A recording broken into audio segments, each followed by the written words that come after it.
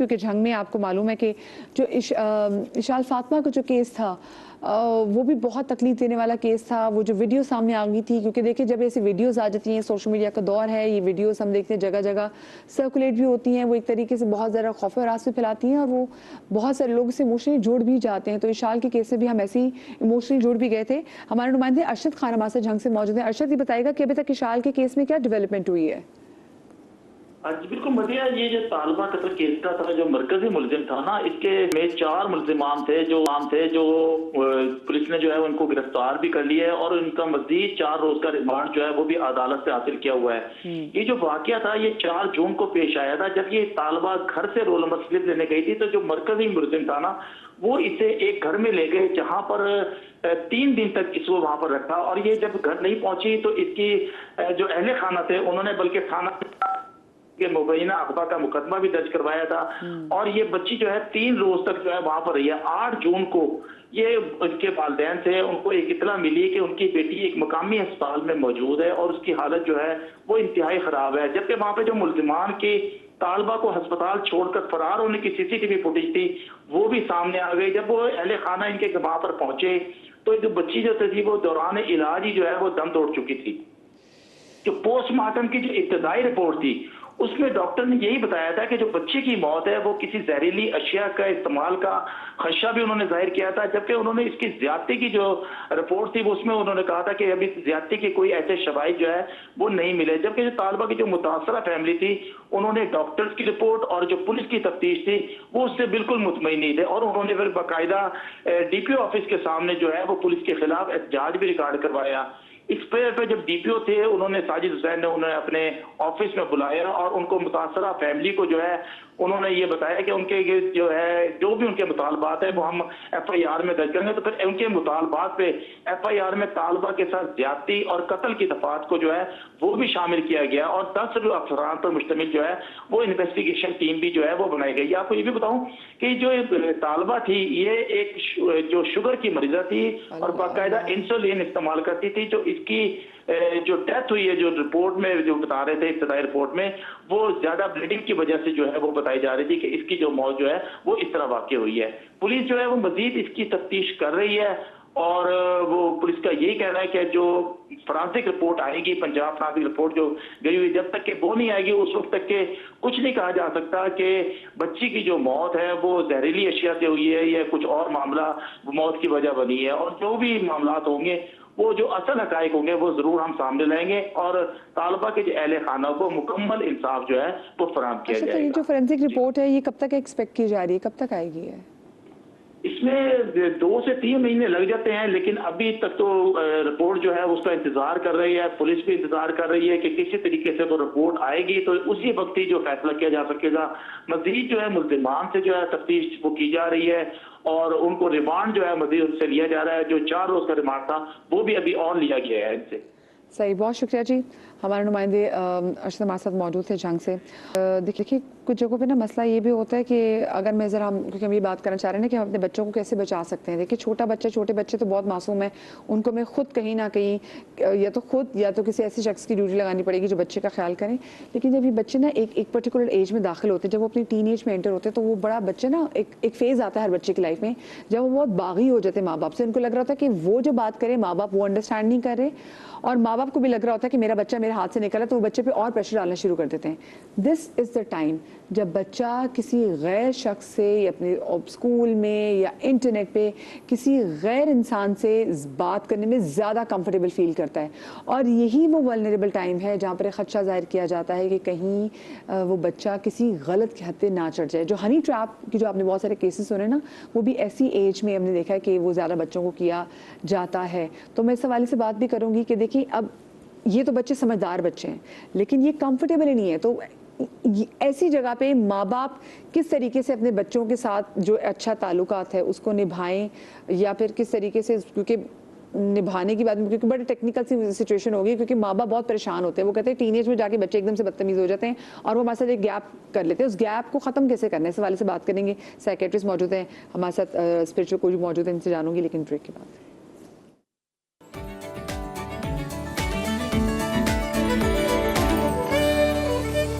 Welcome back after the break. और क्योंकि मेरे पास वक्त मुख्तसर है, मैं चाहूँगी कि मैं सबसे जो मेरे जितने मेहमान बैठे हैं वो ज़रूर अपना हिस्सा डालें। मैंने ब्रेक पर जाने से पहले पूछा था कि आजकल बच्चे जो हैं वो टीनेज में जाके बड़े माँ बाप से बागी हो जाते हैं, और वो ऐसा टाइम होता है जिसमें वो बाहर के लोगों में कंफर्टेबल फील करते हैं और बाहर के लोग फिर फ़ायदा भी उठा सकते हैं।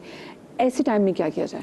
देखिए, बच्चे रिबेलियस जब होता है ना तो उसमें पेरेंट्स की बहुत लंबी जिम्मेदारी बनती है। मैं इसकी बात को थोड़ा सा पीछे लेकर जाऊंगी कि हमारे यहाँ हर चीज़ के लिए इंटरव्यूज़ भी होते हैं, आपको प्रिपरेशन भी करनी पड़ती है। पेरेंट्स बनने के लिए ऐसा कुछ नहीं है। अगर आप बायोलॉजिकली बच्चा पैदा कर सकते हैं तो आप समझते हैं कि आप इंटाइटल्ड हैं to be a parent, which is not true.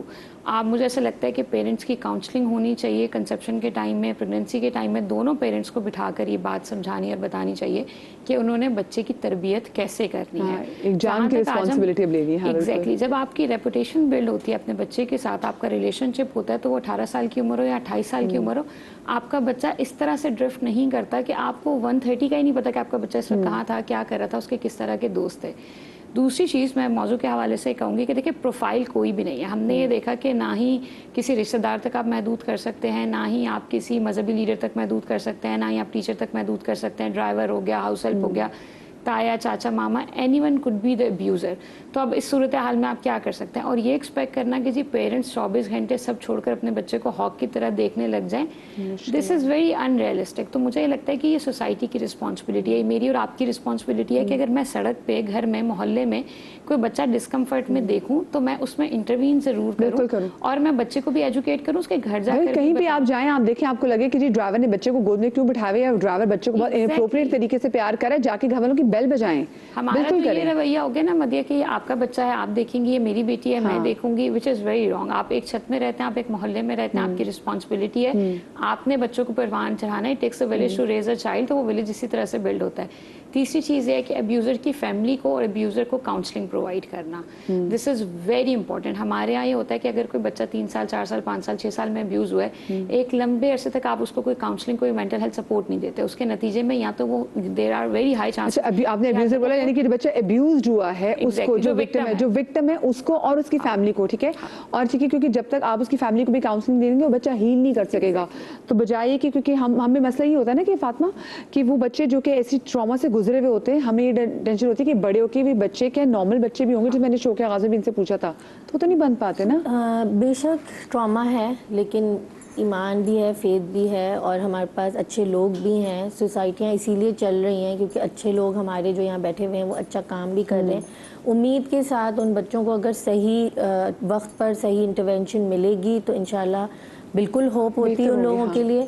और उल्टा ये बच्चे आगे हेल्प आउट कर सकते हैं। और जो आपने टीनेजर वाली बात की, अब मेरे भी बच्चे बड़े हैं, जो मैंने चीज़ फ़ायदेमंद देखी कि जब बच्चा कोई बात करने आता है ना, एक चीज़, एक रूल बना लें कि जैसे ही बच्चा टीनेज में आएगा ना, आपने कोई रिएक्शन नहीं देना उस वक्त। बच्चा के कैसी भी बात बोल दे, अफेयर बोल दे, कुछ भी बोल दे, आप बोलें अच्छा ये हुआ है, let me think about it. आपको वो वक्त मिल जाता है कि आप खुद अपने जज्बात को काबू करके फिर सोच के जवाब दें, क्योंकि जहाँ बच्चा देखेगा कि आगे से रिएक्शन मिल रहा है, वो आगे से बात करना बंद कर देगा। तो पहली चीज़ ये कि टीनेज में रिएक्शन नहीं देना, सुकून से जवाब देना है। सेकंड चीज़ ये, बच्चे से ये सवाल करें, अच्छा तो तुम क्या चाहते हो। वहाँ पे बच्चे खुल जाते हैं, वहाँ ये बोलेंगे कि मैं ये चाहता हूँ या मैं वो चाहता हूँ। क्योंकि बच्चों को हम, जैसे आपने कहा कि उन बच्चों के साथ अब्यूज़ हुआ, उनको तो किसी खाते में ही नहीं लिया ना। हम बच्चों के साथ ये करते हैं, हम उनको इम्पोर्टेंट नहीं समझते। जब बच्चा ये समझता है कि मेरी बात इम्पोर्टेंट ही नहीं है तो वो बात करना छोड़ देता है। अगर आप उसकी तजवीज़ को, और हदीसों में कि 14 साल के बाद जो बच्चा है वो आपका वजीर है। वजीर कौन होता है? जो एडवाइस देता है। तो जब बच्चे के साथ कोई प्रॉब्लम होता है तो आप ये पूछे, देखो बेटा तुमने ये किया, तुम्हें लगता है तुमने गलत किया? हाँ गलत किया। अच्छा तो अब आप बताओ कि क्या करना चाहिए, या आप हमारी जगह होते तो हम क्या करते। तो इस तरह से क्या होता है, बच्चे को जब इम्पोर्टेंस लगती है, अपने लफ्ज़ों की इम्पोर्टेंस का अंदाज़ा होता है, तो फिर वो बात करने लगता है। सही, और वो तजवीज़ भी देता है, उसके साथ अगर कोई चीज़ होती है तो वो भी बताते हैं। फिर बड़े जो भाई बहन होते हैं वो अपने छोटे भाई बहनों के लिए भी बोलते हैं, वो उनके लिए भी कॉन्फिडेंट बन जाते हैं कि छोटा बच्चा बड़े को बोलता है, फिर बड़ा आके माँ बाप को बोल देता है। तो बच्चों की बोलती बंद नहीं कराएं, उनको ये कॉन्फिडेंस दें कि उनकी बात मैटर करती है, उनसे तमीज़ से बात करें। बच्चे बहुत दफ़ा ये कहते हैं ना, आप हमसे तो तमीज़ एक्सपेक्ट करते हैं लेकिन हमसे इज्जत से बात नहीं करते। हाँ ये बात इट्स वेरी डीप. देखिए 14 साल के बच्चे और वो जो है 4 साल का बच्चा, आप बच्चे को शट अप ना करें. मैं शबनम साहब आपसे भी जानना चाहूंगी सजाओं के बारे से उसके लिए जरा बात कर लें. बिल्कुल. और वही जो बच्चों आपने क्या देखा कि बच्चों के लिए ज़्यादा सेफ स्पेस क्या हो सकती है? बच्चों के लिए सबसे ज़्यादा सेफ स्पेस उनका एक तो घर होता है, दूसरा ये है कि ये हमारी जो और वही माशरे के लोग, ये लोग तो बड़ा अच्छा, बिल्कुल बिल्कुल. लेकिन मसला ये है ना कि किस तरीके से आप उसका बॉर्डअप किस तरह कर रहे हैं बच्चे का. अमूमन लोग क्या कहते हैं, नहीं बच्चों के सामने ना क्राइम की बात नहीं करो, बच्चों के सामने अब्यूज की बात नहीं करो. बच्चों के सामने करनी चाहिए, बच्चों को बताना चाहिए कि भाई हमारा कानून बहुत सख्त है. एंड इट्स ट्रू, यहाँ तक के अब्यूज तक के ऊपर पूरा एक कानून है. ये ट्रांसजेंडर्स तक के आप उसके साथ गलत हरकत नहीं कर सकते, बिल्कुल नहीं कर सकते. इवन दो आप राह चलते किसी को हाथ भी लगा रहे हैं तो उस पर 337 भी की हमारी सजाएं हैं, उसमें बाकायदा बेल भी नहीं होती है. इसके बाद हमारे जो माइनर्स हैं उनके साथ को तुम सीरियसली नहीं ले रहे होते. नहीं, उनका भी अपना एक राइट है, उनके साथ भी आप ये हरकत नहीं कर सकते हैं. तो इस पे और इसके बाद ये 376 जो हमारी ये रेप की है सजा, इसमें सेक्शन है 3 जो कि बच्चों के साथ माइनर के साथ होता है. इसमें 20 साल की सजा है. अमूमन उम्र कैद होती है 14 साल, लेकिन इसमें 20 से 25 साल की सख्त सजाएं हैं और कैद बामुशक्कत है, सजाए मौत भी है. हाँ, सजाए मौत अगर दी जाए तो शायद वो हम सजाए मौत होती है, लोगों को पता नहीं चलता. अभी जैसे ये केस हॉट है ना अभी इस वक्त मुंतहा वाला, लोगों ने खूब शोर वोर किया, बहुत ऊंचा हुआ, पीक पर गया. उसके बाद जब सजा तक पहुंचेगा ना सब ठंडे हो जाएंगे, लोगों को पता नहीं चलेगा, उसको सजाए मौत हो जाएगी, लोगों को पता नहीं चलेगा. यहाँ नहीं छोड़ना है, यहाँ काम ये हमारे मीडिया का भी और सबको पता होना चाहिए कि हाँ भाई इस बंदे को सजाए मौत हो गई है. ठीक है, तो ये जरूरी है. आते जाते हम भी भूलते हुए जाते हैं चीज. एग्जैक्टली, हम उन केसेस को बहुत तवज्जो देते हैं जिन पे कार्रवाई नहीं होती. हम वो केस भी तो दिखाएं ना जहां वो अपने मकाम में इंतहा तक पहुंचा है, ताकि लोगों को उन्हें बताएं कि भाई हाँ इसको सजाए मौत और होती है, उम्र कैद होती है, सजाए मौत होती है, जुर्माना होता है और इस पे स्टेट आगे बढ़ के तमाम चीजें कर रही होती है. मोक्तवे वाले केस में भी जो अभी सजा हुई है तो उसको हाईलाइट करना चाहिए कि वो अपील रिजेक्ट हो गई और कितना लंबा वैसे केस चला गया. हाँ जी.